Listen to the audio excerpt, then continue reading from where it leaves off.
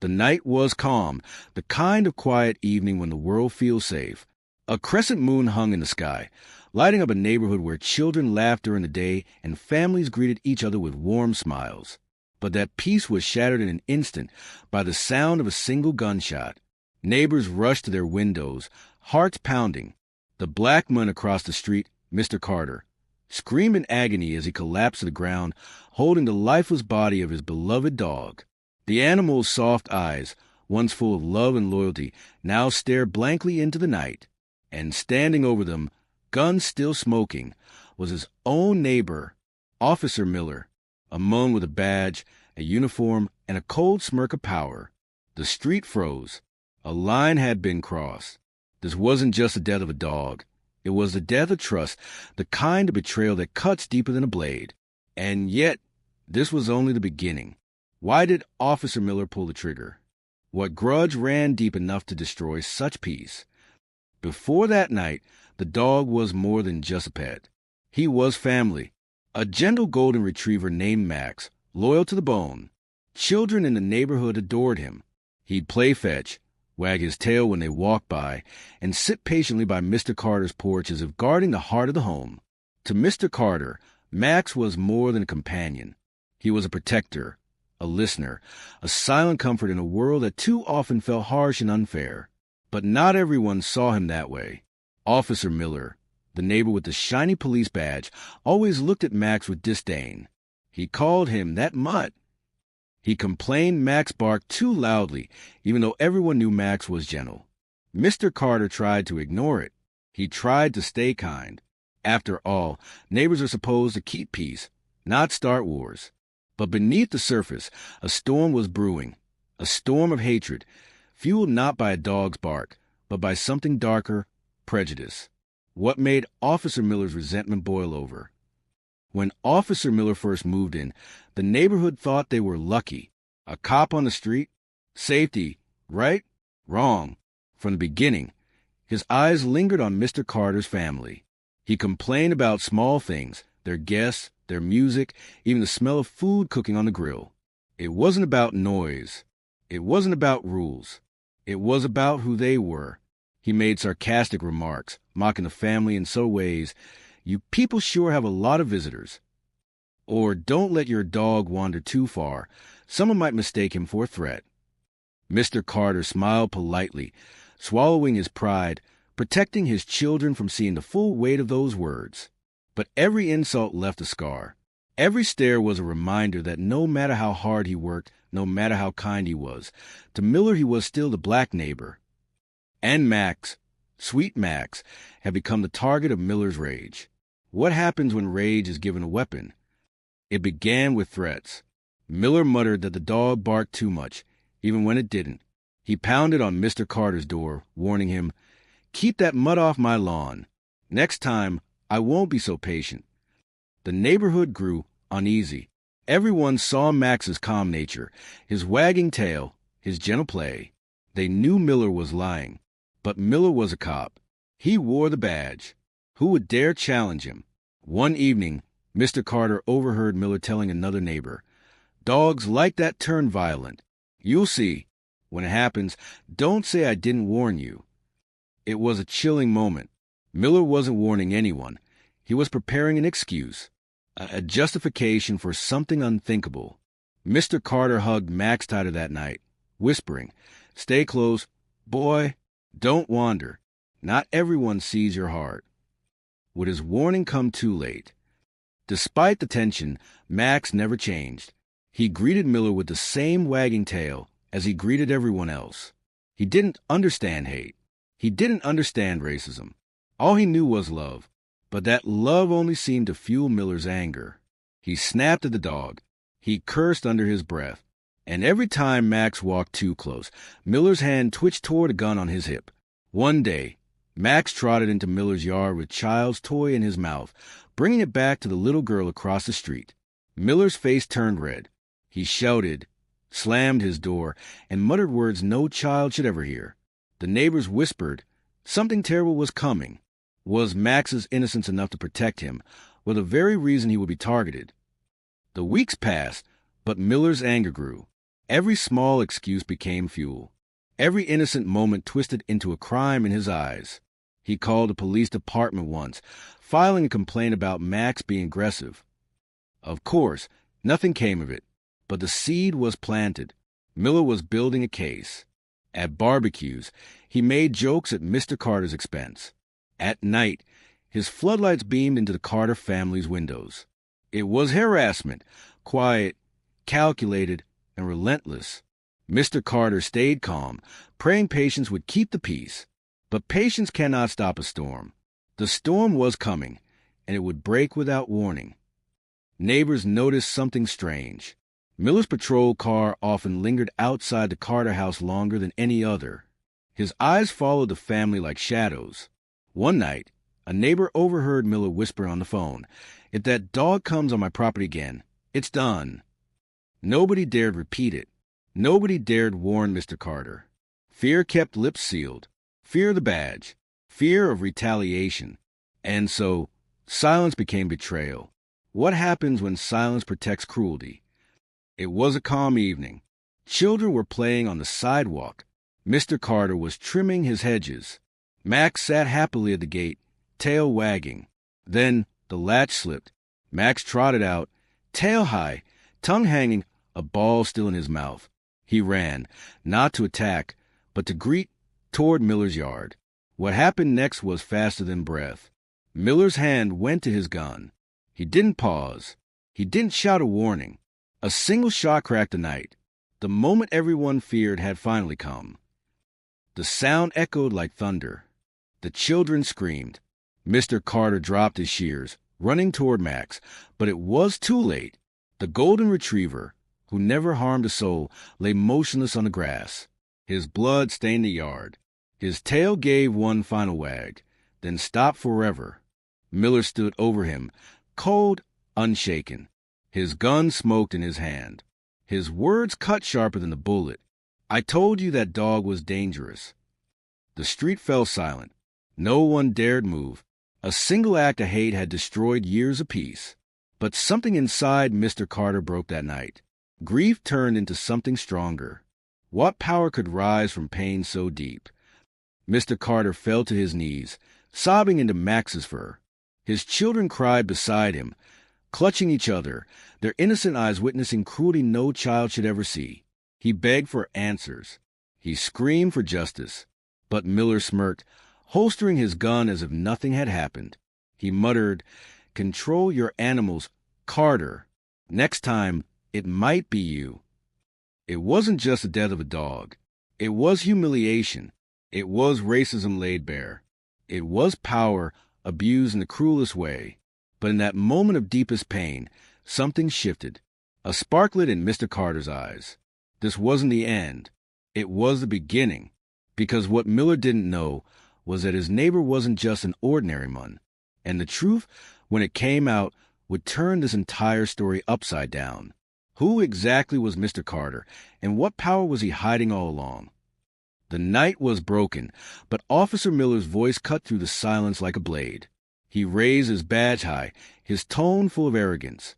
"The dog was aggressive," he declared. "I acted to protect myself. That's the law." The neighbors shifted uneasily. They had all seen Max, tail wagging, ball in his mouth, not a trace of threat. But Miller's words carried weight. He wasn't just a mun, he was a cop, and with that uniform came power most people were too afraid to challenge. Mr. Carter's chest heaved with grief and rage. "Aggressive," he shouted, holding his dog's limp body. "That dog never hurt anyone." Miller smirked. "You people always play the victim."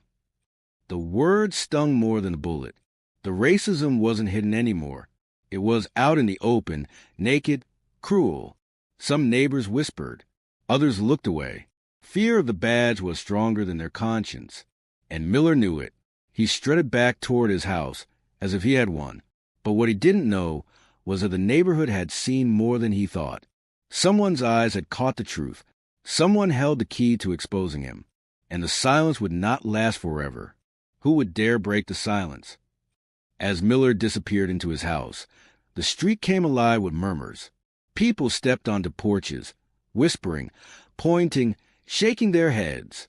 Mrs. Alvarez, the elderly woman across the street, clutched her rosary. That dog was a saint. I saw him. He was just playing. Her voice trembled with anger, but her hands trembled with fear. Mr. Carter knelt by Max's body, tears falling onto the dog's golden fur. His children sobbed beside him. The pain was raw, but what made it worse was the humiliation, watching the man who murdered his dog walk away freely, shielded by his badge. One neighbor tried to console him. "We'll find a way, Carter. We all saw what happened." But even as he spoke, his voice was uncertain. Could they really stand against the cop? The crowd dispersed slowly, leaving Carter's family alone with their grief. But whispers lingered in the night air. The truth was fragile, but it was alive. And somewhere in the shadows, a child's eyes had seen everything. Eyes too young to lie, too innocent to ignore. Would a child's truth be strong enough to break a man's lies? Her name was Lily, just 10 years old, with braids in her hair and innocence still shining in her eyes. She had been playing on the sidewalk when Max ran past her with the ball. She saw his tail wagging. She saw him trot happily toward Miller. And she saw the gun. That single, deafening shot replayed in her mind like a nightmare. Max falling. Mr. Carter's scream. Miller's cruel smirk. She knew the truth. She had lived it. But Lily was afraid. Miller was a cop. Her parents always told her never to cross the police. What if he came after her? What if he hurt her family too? That night, she lay in bed, clutching her stuffed bear, whispering to herself, "He didn't do anything wrong. I saw it. I saw it." Her heart raced with fear. But fear has a way of transforming into courage, into justice, because Lily would not stay silent forever. How could a child's voice bring down a man in uniform? While Lily wrestled with fear, another neighbor discovered something unexpected. Across the street, Mr. Kim checked the footage from his front porch security camera. At first, he only wanted to see what the commotion was about. But as the video played, his jaw tightened. His hand shook. There it was, crystal clear. Max, trotting happily with the ball in his mouth. Miller, drawing his gun without hesitation. The shot, the smirk, the lie, caught forever in pixels and sound. Mr. Kim's wife gasped. This changes everything. But they knew the danger. Turning this footage meant going against a police officer. It meant exposing themselves to retaliation. Still, the truth was too heavy to hide. Mr. Kim saved the file, locking it away like a secret weapon. When the time was right, he would use it. And when he did, Miller's arrogance would crumble. The seed of justice had been planted, but who would dare to make it grow? The next day, Miller walked through the neighborhood as if nothing had happened. His head held high, his gun at his hip, his badge gleaming under the sun. He told anyone who'd listen, "The dog attacked. I had no choice." His words dripped with confidence. His tone demanded belief. Some nodded, too afraid to argue. Others looked down, guilt pressing into their hearts. They knew the truth, but silence felt safer than justice. Miller thrived on it. His arrogance grew. He even mocked Mr. Carter openly. Should have trained him better. Guess some folks don't know how to control what's theirs. Every word was laced with venom, designed to humiliate. Every gesture screamed superiority. But behind closed doors, whispers grew louder. The neighborhood wasn't blind. They weren't deaf. And the arrogance that fueled Miller would be the very spark that lit his downfall. His pride blinded him, but the truth was sharpening its blade. Inside the Carter home, sorrow weighed heavy. The children cried into their pillows, asking why the world was so cruel. Mr. Carter's wife tried to hold the family together, but her own tears betrayed her strength. And Mr. Carter, he sat in silence, staring at Max's empty collar on the table. His hands trembled with rage. His heart bled with loss. But grief has a way of transforming. Slowly, it turned to fire, a fire that would no longer be silent. He told his children, "We will not be broken. Max's life mattered. His death will not be ignored." Those words planted courage where sorrow had been. And somewhere deep inside, Mr. Carter knew something else. His own life carried power. Power Miller had no idea about. Power that, when revealed, would flip the story upside down. Who was Mr. Carter really? The whispers finally reached Mr. Carter. Mrs. Alvarez knocked on his door, her eyes wet with tears. "I saw it," she whispered, "and you're not alone. Others saw it too." Then Lily's parents arrived. Their daughter had been crying for days, unable to hold a secret. Lily stood trembling in the doorway, tears streaking her face. "He didn't do anything wrong, Mr. Carter. Max just wanted to play. I saw it all." Mr. Carter knelt down, placing his hand gently on her shoulder. "Thank you, sweetheart. Your courage means more than you'll ever know." And then, the final piece. Mr. Kim showed him the footage. The undeniable truth. The bullet, the smirk, the lie. The wall of silence had cracked. Justice was no longer a dream. It was coming. Would Miller's badge still protect him now? The neighbors gathered in Carter's yard. For the first time, they spoke as one. They shared what they saw. They shared their fear. And then they made a decision. Silence was no longer an option. Mrs. Alvarez raised her trembling fist. "We will stand together.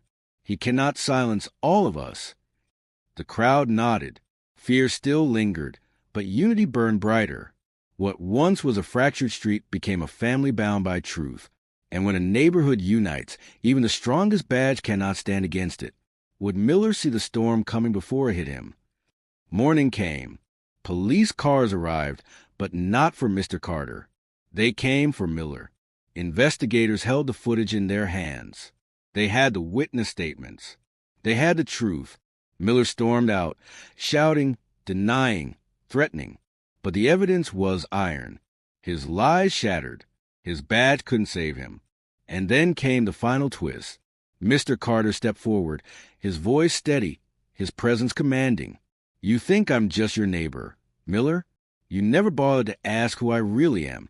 I'm Judge Carter, and I promise you this, justice will not fail." The crowd gasped. Miller's face turned white. The very man he mocked, humiliated, and betrayed was the one who held the gavel of justice itself. It was over. The badge was no shield against the gavel. The days that followed were different. The street felt lighter, safer. Where fear once lingered, unity now lived. Max was gone, but his memory remained, not as a victim, but as a symbol of justice. His loyalty had sparked a chain that toppled arrogance and exposed cruelty. Mr. Carter stood in his yard once more, his children at his side.